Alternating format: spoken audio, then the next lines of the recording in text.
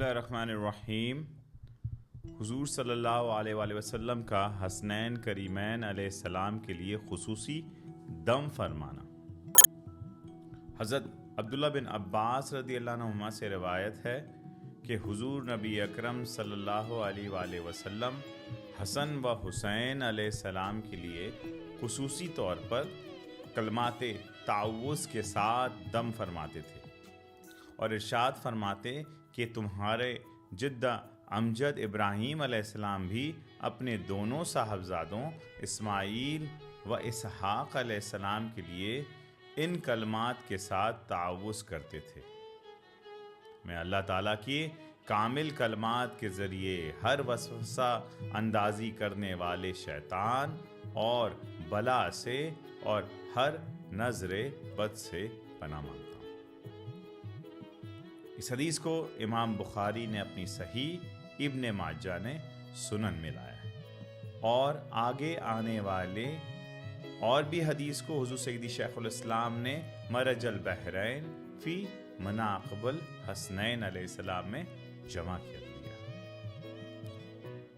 اگلی حدیث حضرت علی کرم اللہ وجہ الکریم سے روایت ہے کہ حضور نبی اکرم صلی اللہ علیہ وآلہ وسلم حسن و حسین علیہ السلام کو دم کرتے ہوئے فرماتے تھے، میں تمہارے لیے اللہ کے کلمات تامہ کے ذریعے ہر وسوسہ انداز شیطان و بلا اور ہر نظر بد سے پناہ مانگتا ہوں۔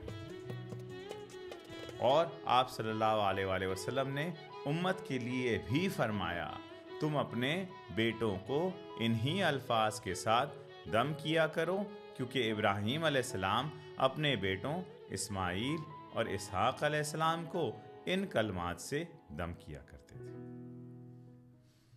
اس حدیث کو عبد الرزاق نے المصنف میں، طبرانی نے معجم الاوسط میں، حیشمی نے مجموع الزوائد میں لایا۔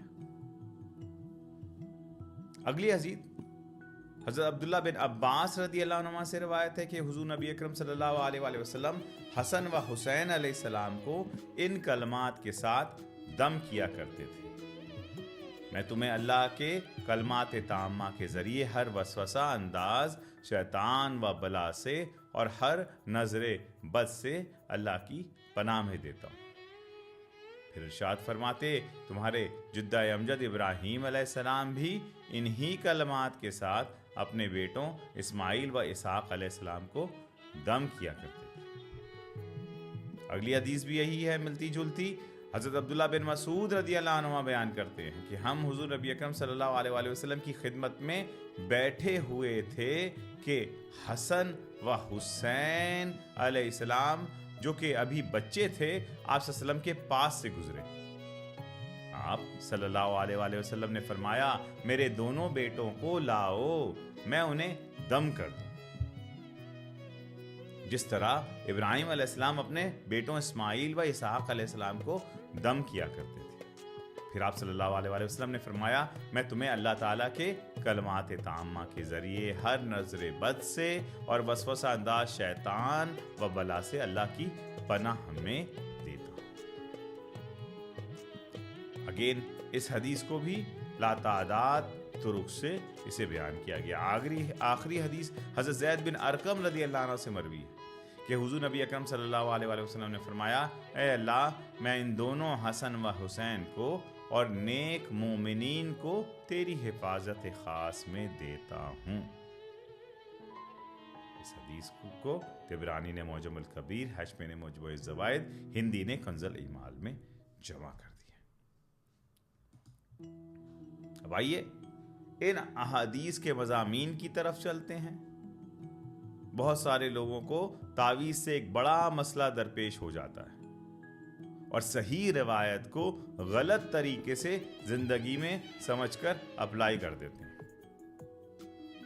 رسول پاک صلی اللہ علیہ وسلم نے فرمایا کہ جس نے برا تعویذ لٹکایا اس نے شرک کیا، وہ تو غلط تعویذوں کے لیے ہے۔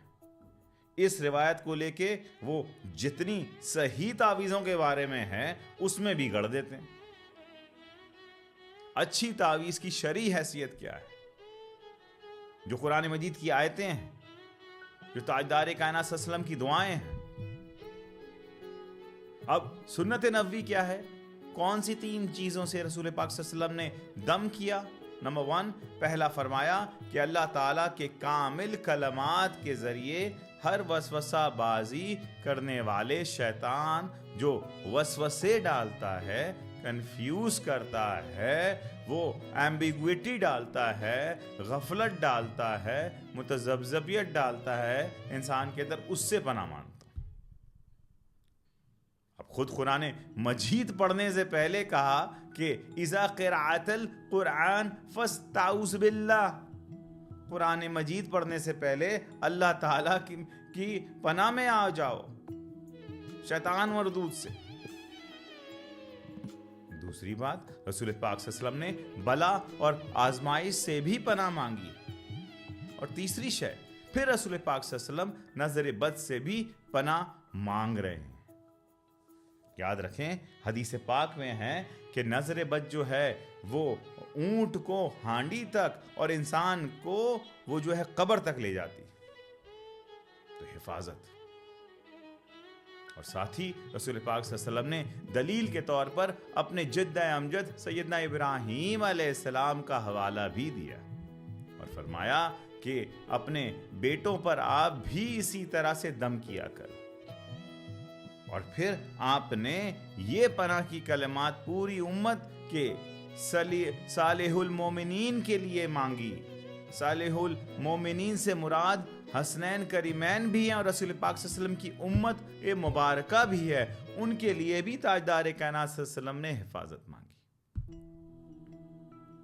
اللہ رب العزت کی بارگاہ میں دعا ہے اللہ تعالی ہمیں ہر طرح سے شیطان کے وسوسے سے، اللہ تعالی ہمیں ہر طرح کے بلا وبا تکالیف مصیبت پریشانی سے اور ہر نظر بد سے محفوظ فرمائے. آمین بجاہ سید المرسلین.